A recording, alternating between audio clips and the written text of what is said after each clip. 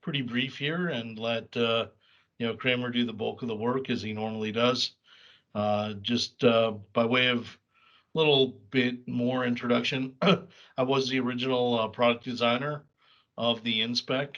We were approached by a number of industrial companies a ways back for the sole purpose of reducing scrap and rework in their production lines and their inspection facilities, because a lot of them were finding that their current techniques were either too slow to be practical, and so people were erring on the side of scrapping and reworking because they didn't have time to know better, or were just too uncertain. And when inspectors are in doubt, especially in critical applications such as aviation, automotive, and other places where costs of failure can be quite severe, they would err on the side of, again, scrapping parts or reworking parts. So the goal was, could we come up with something in conjunction with our industrial partners that was fast, easy to use, shop floor capable, and really allowed measurement in situ? And we did come up with a product line around that called the InSpec product line. And I'll let Kramer do a few slides by way of introduction, and then we'll do some measurements. And again, we'd love this to be interactive. So stop us with questions, clarifications.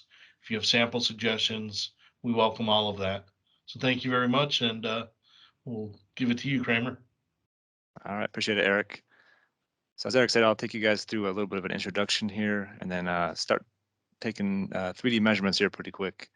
So I'll go ahead and share my screen, and we'll get started here. All right, so today we're looking at instant 3D measurements of deburred edges that will save time and money for better quality. Specifically, we're looking at edge geometries and how to measure them. So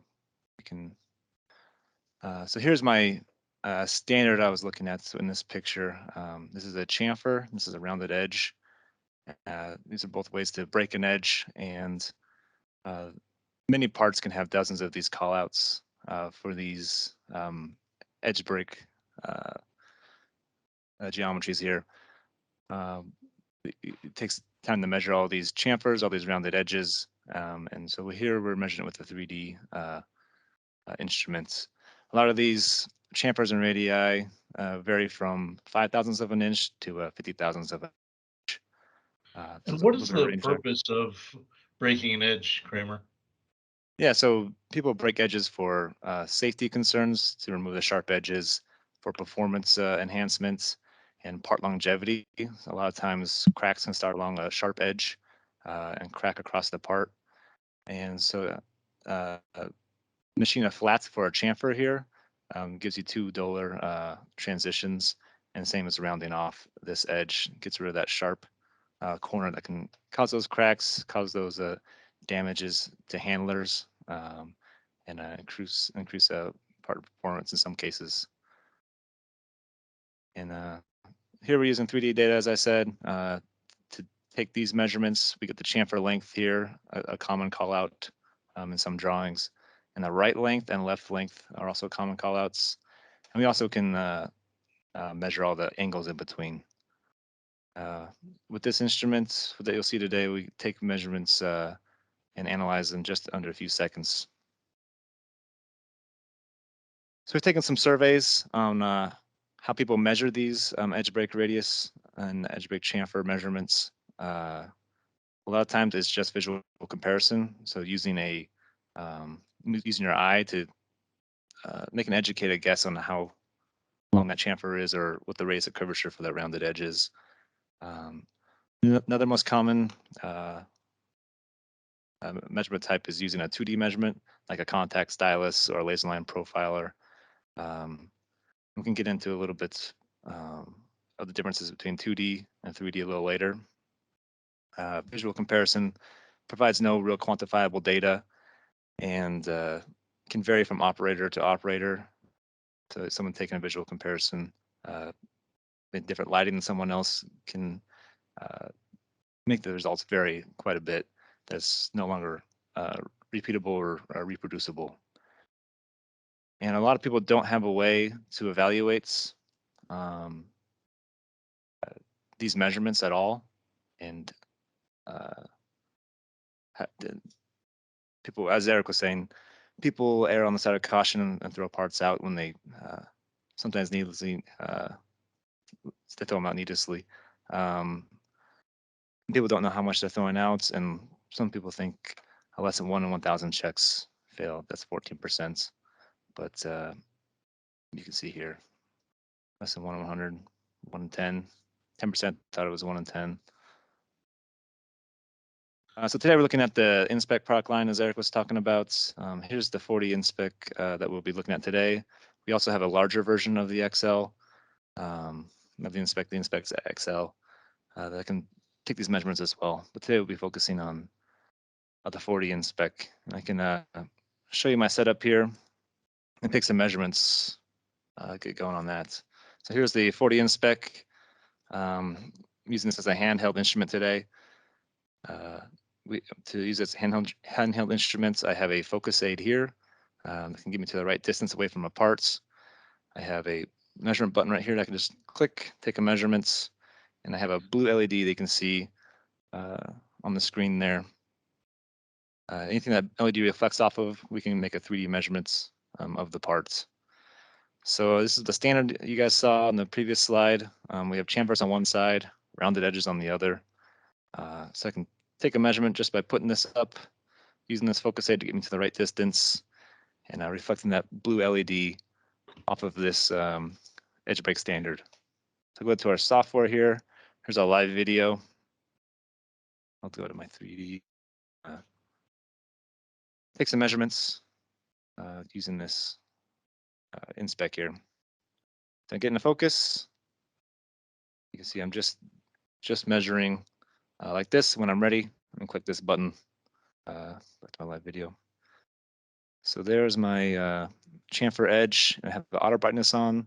Give me to the correct intensity there. When I'm ready, I click that button, like I said, and we'll get the 3D measurement here.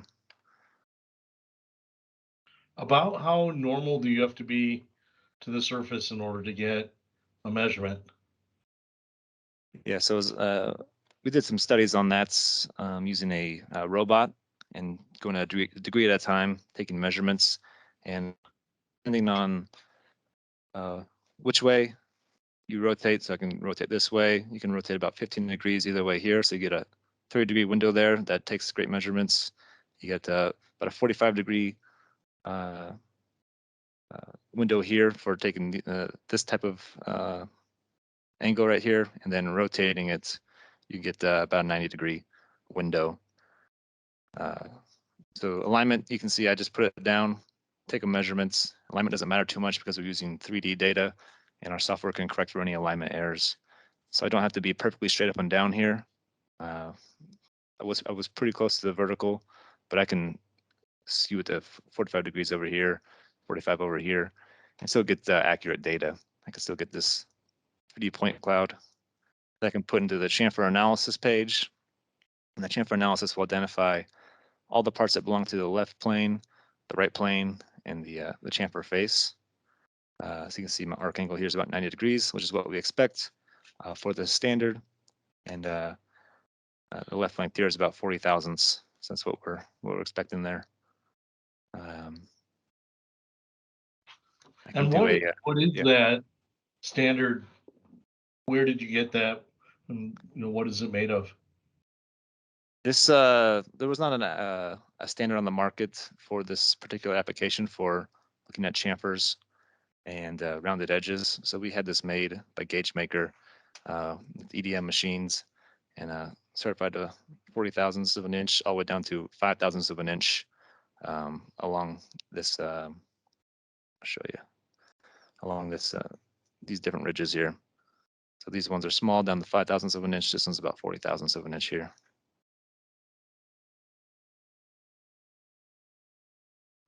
And Kramer, for people who maybe aren't familiar with 3D maps or plots, can you explain what the quadrants are on the screen that you're looking at here? Yeah, I can go back to that. So this is my live video here. This is what the camera was seeing as I took the measurements, and we put a green overlay when you're in focus, so that way you know this is a gray part. But when it's in focus, we put a green overlay so you know that you're going to get a good measurement, like we did right here. It's nice chamfer measurements, and then down here we have the chamfer results. All these blue points are data points that belong to this left plane. The pink points are data points that belong to this chamfer face, and the red points here are belong to this right plane right here. So it's identifying this geometry. I can go back to this right here. It's identifying this geometry and removing the tilt that I have and correctly analyzing this chamfer length, the right lengths that are no longer there, the left length. So it reconstructs material that's been removed by seeing where these two would intersect and giving you all the angles in between there.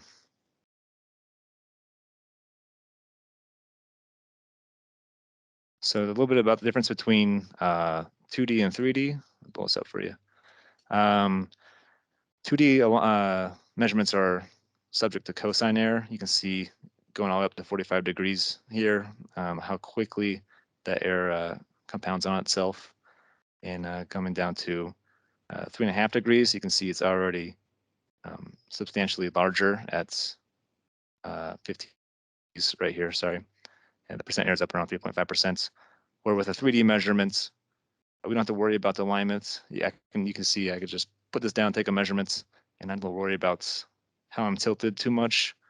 I'm less than 0.5% error on the actual chamfer length, all the way up to 45 degrees there. And this, I'm using a handheld today, but this instrument can be used in an automated process. This is vibration immune measurements, so you can use it in your hand, you can use it on a robot, and robot allows these measurements taken quickly and while still maintaining the accuracy due to its vibration immunity. Routines can be programmed to maneuver the instrument to measure dozens of different features on a part. So like I was saying, many of these parts have dozens of callouts and are very time consuming to measure the entire part. Putting on a robot makes it a fraction of that time. And we did some studies, some gauge studies on how accurate it was while it's as an automated InSpec. You can see here the data lines up among 3 operators and 3 different trial periods, pretty identically. We saw a 6 sigma variation of about 32 microns during the study on this particular standard here. So even when you're automated, you still get accurate measurements to the vibration immunity. Here's an example of one of these automation processes on this hub here that has many different edge break callouts. So we're going to make this routine, have it quickly go through, take quick measurements, and you can do all 50 edge break callouts in less than 10 minutes.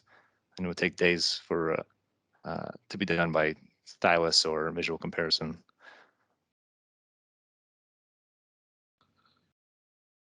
And so as I was saying, vibration immunity allows us to do these automated setups.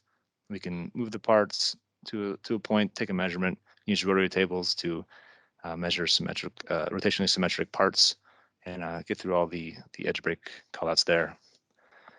So I can continue taking some measurements, and I can take a measurement of a rounded edge here. So as I was saying on this this edge break standard, we can take a measurement of this radius on these sides, the chamfers on the other sides.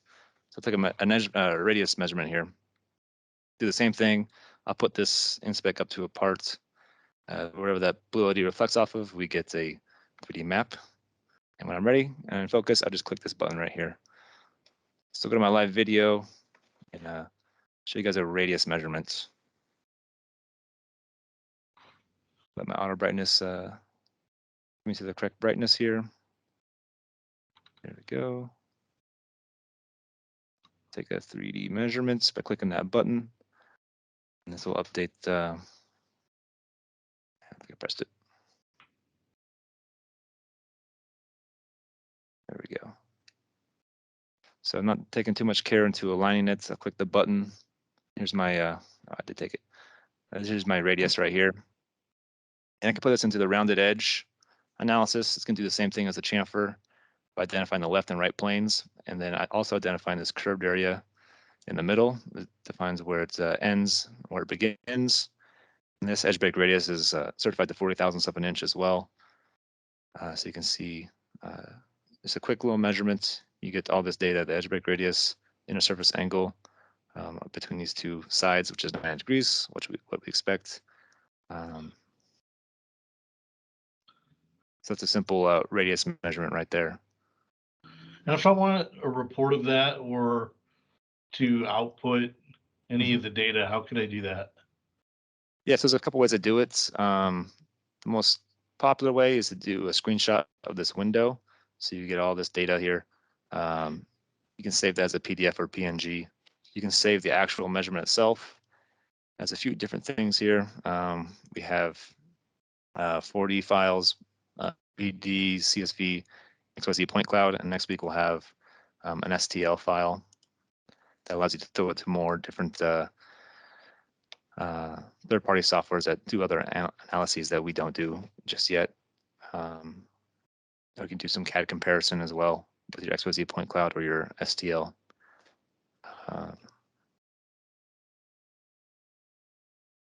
So I can take some measurements on a real world sample here. Move this out of the way. But we have a this part that was in the video.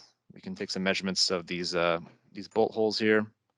I could do this handheld, no problem. I put this InSpec up to the part, same way as I've been doing. Adjust my focus aid, get that blue LED reflecting off of my area of interest. Say I want to do this chamfer right here that's curved along the hole. And I can go to my live video here. There we go. I'll get this into focus. There's my target right there. Adjust the heights. And now I can see the green overlay along the areas I want it to, meaning I'll get strong signal off that and good data. I can also come back to my old measurements and crop an area of interest. So I say I want to look at this part right here. Recalculate the surface. I'll get a nice chamfer shape there with 3 different planes. Get those into the chamfer analysis. There's my chamfer length, my arc angle 90 degrees, what we expect for this particular chamfer, and all these other parameters that you may want to know. And these are also, you can put your min and max if you have a tolerance on, say, your chamfer length. I can say 02 to 03 inches, and you get a nice green overlay or a red one when it's out of spec. So I can make this out of spec here. So you get a pass-fail quickly there for your chamfer length or any one of these that you're interested in. I'm sorry, Kramer. Could you show us again where on the part this was and about how Yeah. big that diameter is of the hole that you're measuring? Yeah, no problem. I'll bring this up. So here's my parts. I just measured this one right here, and I'm just measuring the chamfer from the transition from this edge to the whole wall. It's been machined flat there, and a lot of times people need to know the chamfer length or the right and left lengths of this particular geometry right here. So maybe that is a little better. But yeah. So that's what I'm measuring. Part yeah. Also has callouts just in general around the large radii features and other points, right? It's not just the drilled holes on there. Yeah, exactly. Every single edge transition from one plane to another has edge break on it. So all these holes, this transition right here, these radii, lots of different callouts, about 50 on this particular part that need to be measured. And this can do it in each one in a second or two. So that speeds up the process significantly from a couple of days to a few minutes. And I see on that part, there's, as you were tilting it around, there's sections that are almost mirror shiny that you can see reflections in, and Yeah, like parts you can that are see right here. fairly matte. Does that have a big effect on the result? So we can do measurements on shiny parts. We can do measurements on matte parts like rubber, wood. We do parts on ultra finished blades that are very shiny. We can do measurements on just about any surface. So the fact that this is shiny doesn't affect the measurement at all. You can see coming back here, we have the auto brightness feature that allows you to get a nice green surface, get it to the correct brightness. We have high dynamic range in our camera, so if it's very black, it doesn't matter. If it's very shiny, we can get around that as well. To And handle a then lot of different materials, surfaces. Yeah, we can do wood, rubber, metal, carbon fiber, pretty much anything, ceramic. Haven't ran into anything yet, any application that we couldn't measure because of material. all right, thank you. And this instrument is also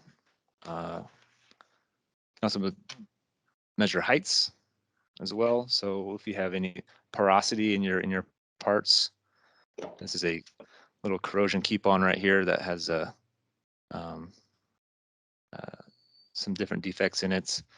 You can take those measurements as well.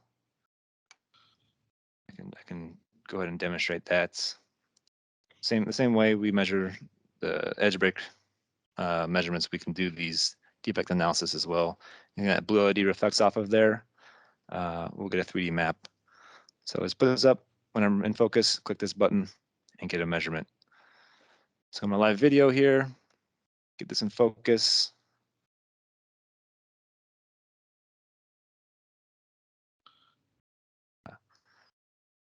Adjust my brightness as necessary. Take a measurement, and we'll get a 3D measurements. I'll go ahead, remove that tilt, so you can see these corrosion pits right here. All right, there are my corrosion pits and my 3D data. I can put this into a feature analysis tool. So if you have any porosity on any of these new make parts that you have, you can see how deep this one is, about 2.5 thousandths of an inch there. You can select any one, and you get the whole field of view analyzed at the same time. So all these, we have 42 pits here. All 42 within the field of view are analyzed at the same time and individually. So I can click on this one that's about 2.5 thousandths deep, and it shows me exactly where that is. So it's a quick, easy way to measure any defects that you may have on a part.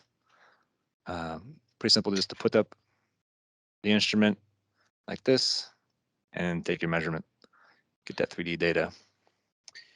Can you on your explain a little bit about how it knows what it's looking for on that screen? How is it identifying features, and then what is it calculating on them?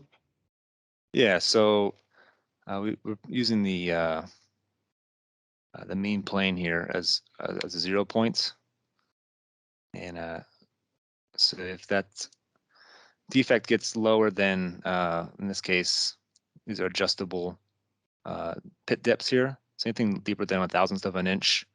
If you look at my traces here, I'm using a cross section to measure these. So I'm taking a trace across this right here, and as a cross section, much like a stylus would. I can see how deep this is. Anything deeper than 1,000th of an inch, which is about right here, that's all being flagged as out of spec with the feature analysis. So anything deeper than 1,000th of an inch, I can adjust this as well to 2,000th of an inch. And I have less features here that they're not as deep, the ones in the middle. So anything deeper than that is being flagged as a feature in our feature analysis. So you can set this as a go, no go as well. So if I wanted to say 10,000th of an inch, we get about 2 here, and keep going up until I don't have any. show you that. So this would be applicable for something like porosity on a new part. Yes. I'm looking at the green camera view area, and there is kind of a dark halo around the corrosion. Is that a change in height? Does it affect the measurement? You're talking about Sort of this right here? Yeah. Yeah, the change of color or something. Yeah, it's more of a discoloration, so I'll show you up close. I'll move some shape of the part here. I can use a Gaussian filter to flatten it out a little bit. And we can look for that that change in height. So you can inspect that, inspect these different areas. All right. So you can see this corresponds to about right here on the measurements, and we're not seeing any height change there. So it's a flat part, nothing. And you can see it's just discoloration is all it is. And that's one of the things we find, right, with visual inspection is that a lot of times the operator sees something that's discolored and thinks that there's a height change there. And Yep. in reality, there is no functional change or no actual material change in the part, right? Yeah, sometimes I'll see a part and wonder if it's just the light reflecting off of it, or if it actually is has form to it. And so something like this, I can just quickly take a measurement as a sanity check to know this is a flat surface right here. You can crop it down even and confirm that. There you go, pretty flat. And kind of to the, title of the webinar here, when we're talking about burrs or gouges or high features, we can measure high and low. And Yep, we can measure heights and depths. Let's see, good one.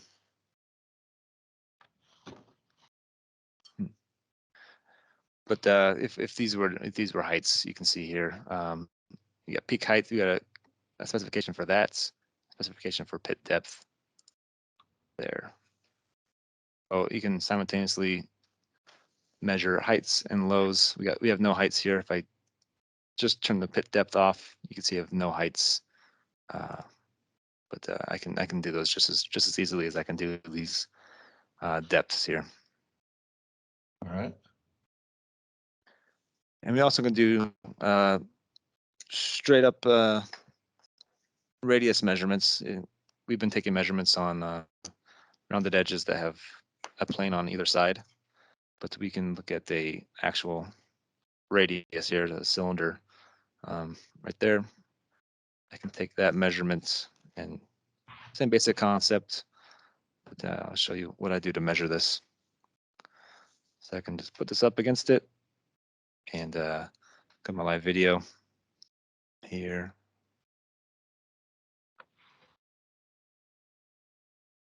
Turn on brightness.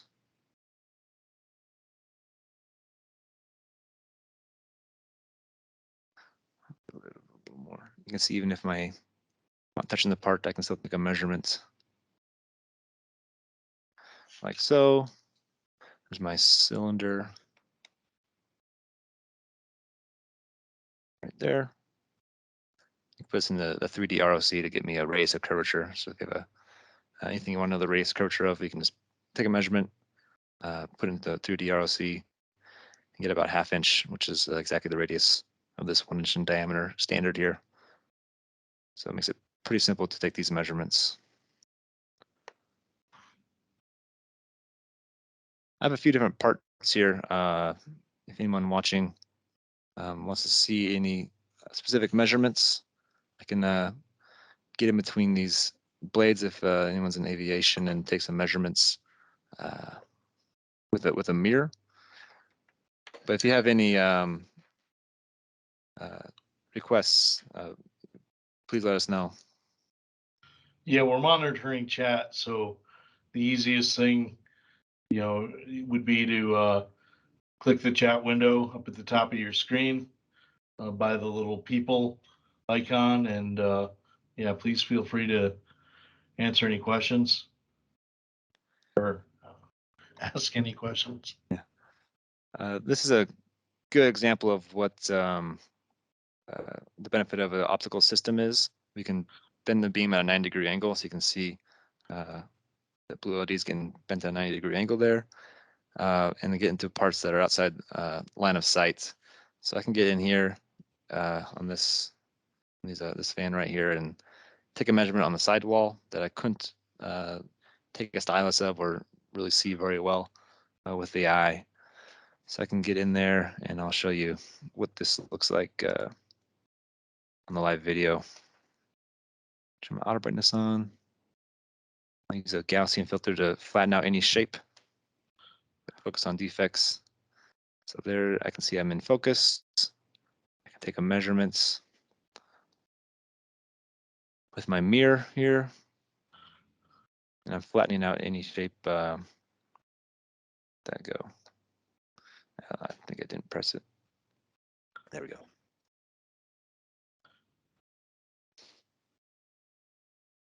And I'll take a measurement. And I can search around in here for that defect. There we go.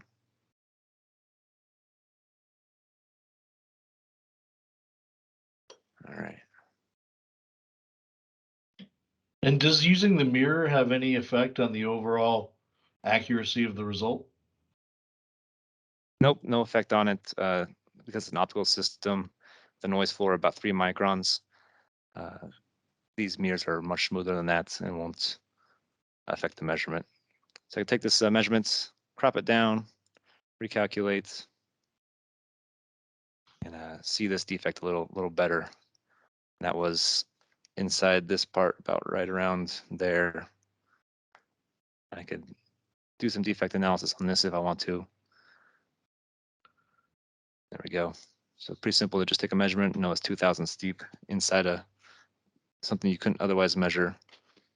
I can take some measurements, try to look for a burr here.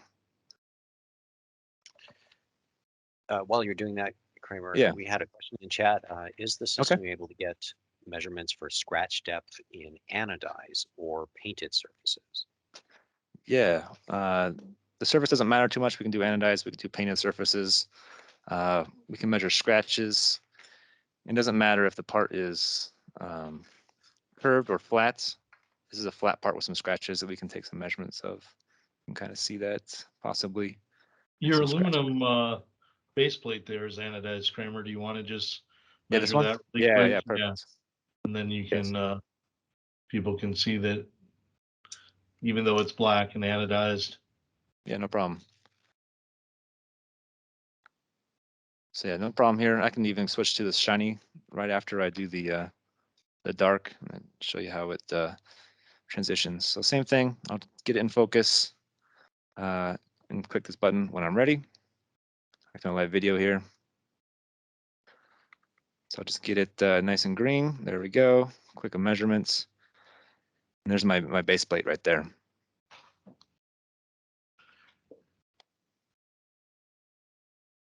Yeah, there we go. There's my 3D base plate. Right there, you can see its machine marks along here. And then if I want to go back and forth between this dark base plate right here. Well, and then in feature analysis there, one of them was showing up as deeper than 1,000, right? Yep. So this is a bright sample here, and I go back to the dark, and pretty quickly the auto brightness gets me to the right intensity level. But yes, I can go back to this feature analysis. We're looking at these ones are getting deeper than 1,000th of an inch here. Let's see if how many are heights. So some are heights, some are depths. And it'll let you know based on this. So you have a 3,000 depth here and a 3,000 height right here. So this is negative. So that's how that works using both heights and depths. So that's just looking at this machine marks. So the feature analysis is taking the length of a scratch and dividing it into bins where it's deeper and shallower and showing that to you in feature analysis. Can you just get a profile from these things like you would with a stylus profile? Yeah, absolutely. The nice thing about the 3D measurement is it'll look at the entire scratch, tell you where the deepest part is. Whereas with the, say, traces, if I do a trace across this whole thing, you kind of have to guess where you think it's the deepest and then measure from there. But this is nice and useful for getting up close and personal. Say I want to know this specific area right here, how deep this nice deep green valley is. I can see how wide that is, see what the peak to valley is.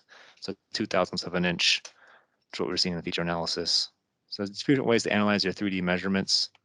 You get up close and personal with traces, or you can let the 3D data work for you and go to feature analysis, have analyzed the entire field of view and tell you where the deepest point is, about right here. And on the traces, you can even export them, right? Yep, you can If you export the wanted to. traces. You just right click here and export this profile data if you prefer that, if you need it for to save it for any purpose. So I'll take a measurement of this scratch, very similar to these machine marks. Put this on the shiny sample here.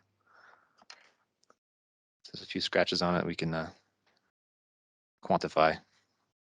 Yeah, and I think I'd like to tell a story about one customer and that exporting the data feature.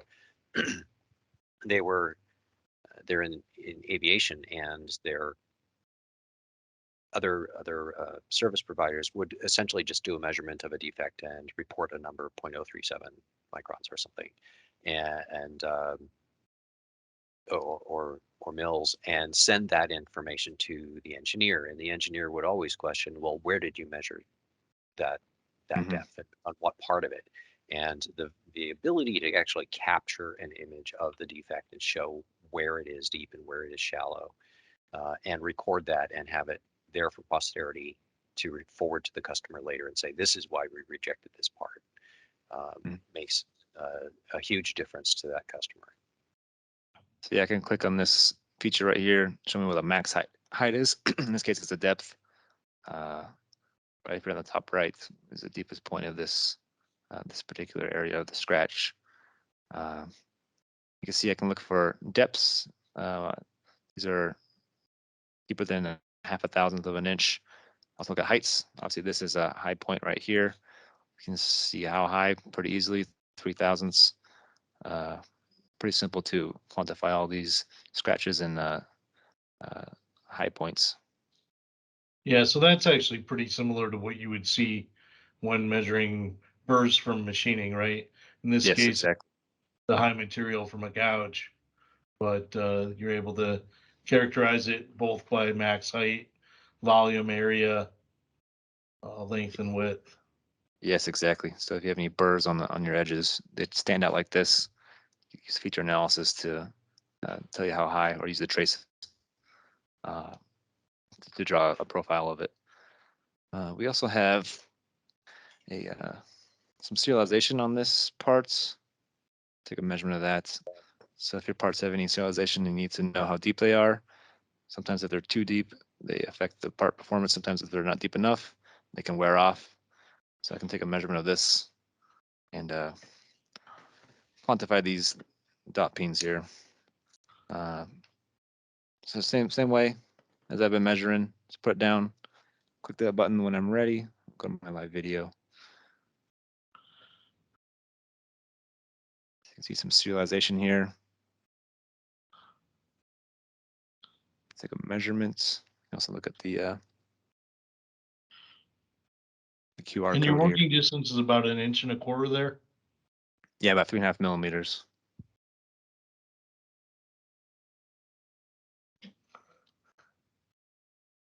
All right, I can also do these. 3.5 millimeters is your depth of field, right? Not working distance. Yeah, sorry, 35 millimeters is the the working distance. Apologies.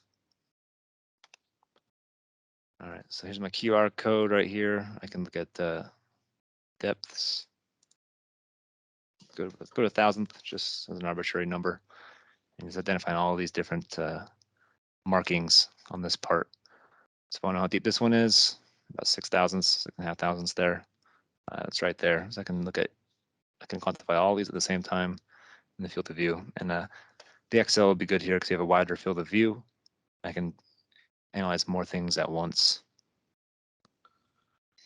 And then we do have a question about measuring fillets and inside corners. I don't know if if we have our fillet part there, but if not, if you can maybe just describe that. Yeah, talking about 1 second. Move this aside. Do you have inside corners on the standard though, right? We do. Yes, we do. Yep, yeah, we can do that. You want this area right here? So we're looking at. Yeah, that would be good. I think more specifically, maybe it's inside the fir tree.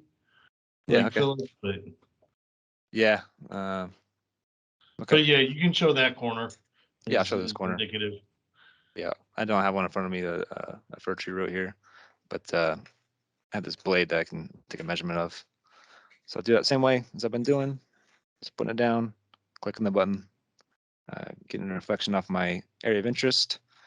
I'll go to my live video and show you what this looks like.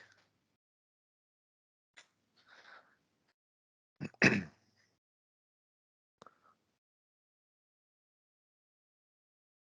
can see my radius there to the bottom of it. And what we have to worry about is that our area of interest is nice and green in focus. This has a lot of curvature to it. So this will be a little out of focus to the left there. But take this measurement, crop out any out of focus areas of the part. Go to let the shape stand out here. All right. So here's my shape. There we go. It's my radius. Go into rounded edge analysis. See if I got enough of this right side here to identify that plane with the data points. So you see it's identifying right there. And using these data points for the left side, and the curved area is being identified right here. And we're getting an edge rake radius of 0.267 inches. So pretty simple is to put down, take a measurement, get this data. And then you can flatten that and see if there's any defects. Yep, exactly. I can knock this down a little bit. If I can use a Gaussian filter to flatten it out entirely. Let's go my 3D map here. So it will no longer be a rounded edge.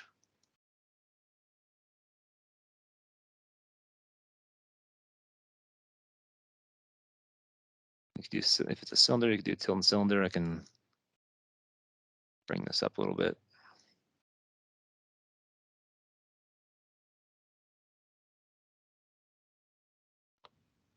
Yeah, use a variable shape removal and lower this down to the correct feature size. So what you're doing there is basically saying how big something has to be in order to be considered shape rather than defect. Exactly. This variable lets you define the size of the filter, basically. All right. So you can make it flatter and flatter, essentially. Yeah.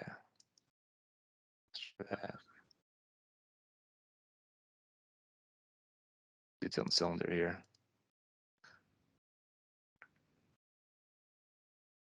All right. All right. Okay.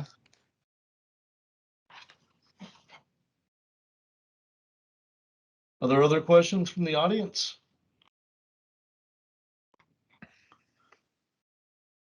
Either application specific or about analyses or capabilities. One thing, Kramer, you've been using it all just kind of on the desktop here. What about portability of the system? If you actually are on a shop floor, what are your options in terms of moving the measurement to the part? Yeah, so right now we have the desktop set up here with the microscope stand. You can use this also to adjust up and down, to take measurements of flat parts like this sample would be great.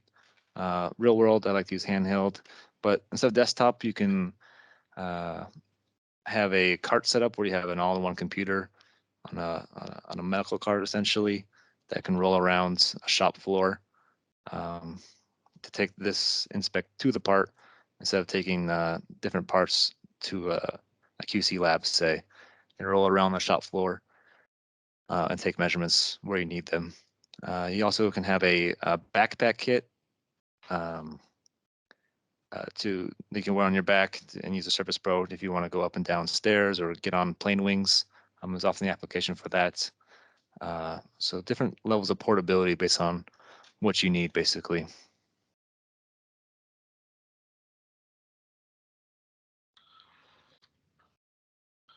And how robust is it to things like water and dust and the overall dirty environment you might experience?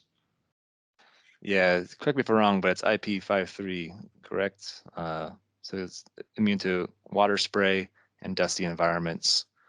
And we've drop tested this from 3 feet down to concretes, and it survives just fine. We still measure. So we work on making this more and more robust. Especially over the last 5 years, we've made a lot of improvements to the instrument itself.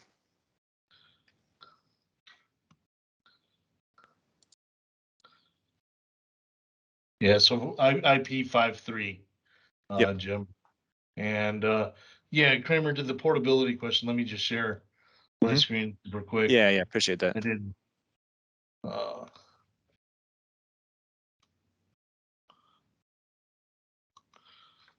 So is that showing up?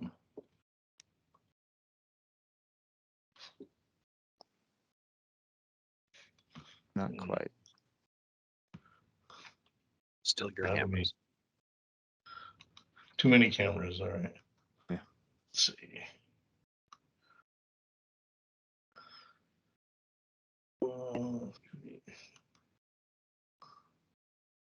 All right. There we go.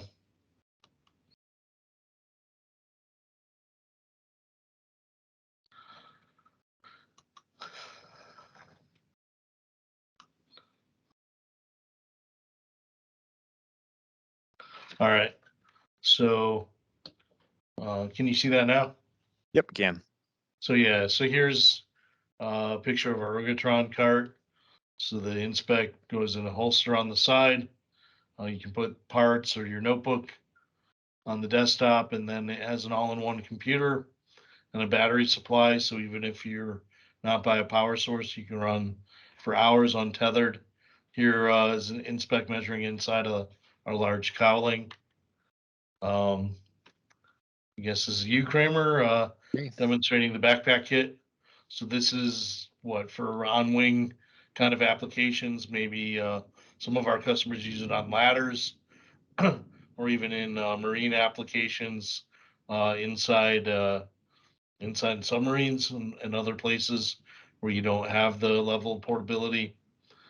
A full portable Pelican case that holds everything. So if you're going between sites, it's easy to pack up as another option and take it around. And then you've already covered, the robot mounting and measurements. So that quick intro on some of the different ways these are deployed in the field.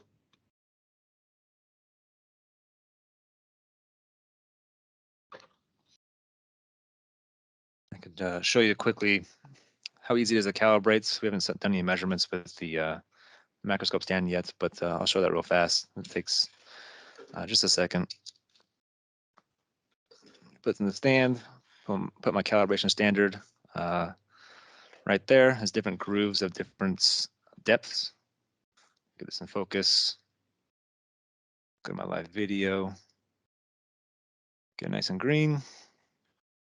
Then I'll move it to the appropriate area. We have a calibration screen that helps you get to the right area with these overlays. So let's move that like so. There we go. when I'm all aligned like that, so I can just click this button and it'll show me what I measure and what it's certified to. Let me measure real quick. So you can see calibration is verified. Oh yeah, sorry, that helps, I guess. I'm sorry. All right, I'll share this. All right, so I have this calibration standard here. I can put this underneath, adjust this microscope stand heights until it's in focus. Go back to the live video. So I'll run that through again, get it nice and aligned here. Then I need to focus it, obviously. Get it nice and green, there we go. Get aligned to our alignment overlay on the calibration screen. I'll take a measurements and measure these depths on these ridges. It tells me what it's certified to, what we just measured just now. The calibration is verified. It tells us our average error, which is 0.18% to these known depths. So pretty simple, pretty quick way to know that you're measuring the right depths here. That's a nice quick calibration. So I'll put this back.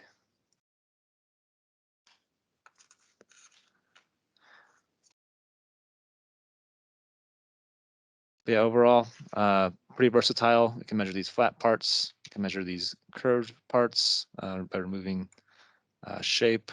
You can measure all of these chamfers and radii. And I can get in between these blades, take measurements on either side. I can measure shiny materials like this, dark materials like this. I can also do wood, carbon fiber, rubber, anything you need to take a measurement of. Just about we can do.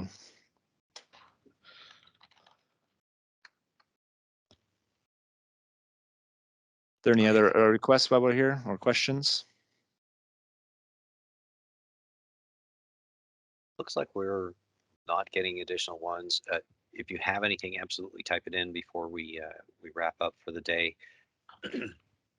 The message I'm hearing is that the instrument is fast. It's easier to set up and use than even a comparator, much less a stylus profiler, and that the results are repeatable and something that you can rely on. Is that Yep, pretty much where we're absolutely. at? Yeah, and the whole system is this handheld thing as well as a computer, because I've seen like portable stylus profilers that have built-in LED screens and stuff like that. Is that? Yeah, this instrument is the actual instrument itself, and it's tethered via a Gigi cable. You get power over the Ethernet from the computer itself. We transfer the data to the computer where our software is installed. Okay, that's great. Do we have a contact us slide to put up here so that people can follow up with questions if they have them? I do not. I don't know if Eric does. Pull one up, I guess.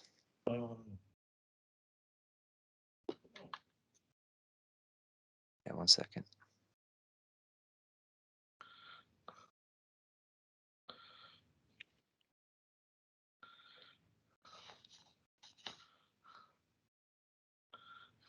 Okay, and I'm putting my email address into chat for those of you that have access to chat. Quick copy that to your notepad, and I will direct you to people who can answer further questions. If you had parts to sample, sample parts you want measured, or a demo that you would like to have done for your group, then we're certainly available to do that, either virtually or in person. We have regional distribution throughout the US and around the world. Yeah. All right. Well, thank you, everyone, for your time today. Again, our apologies for the time confusion, but let us know how we can help, and look forward to hearing from you. Thank you all. Thanks, Take care. Kramer. Thanks, everybody.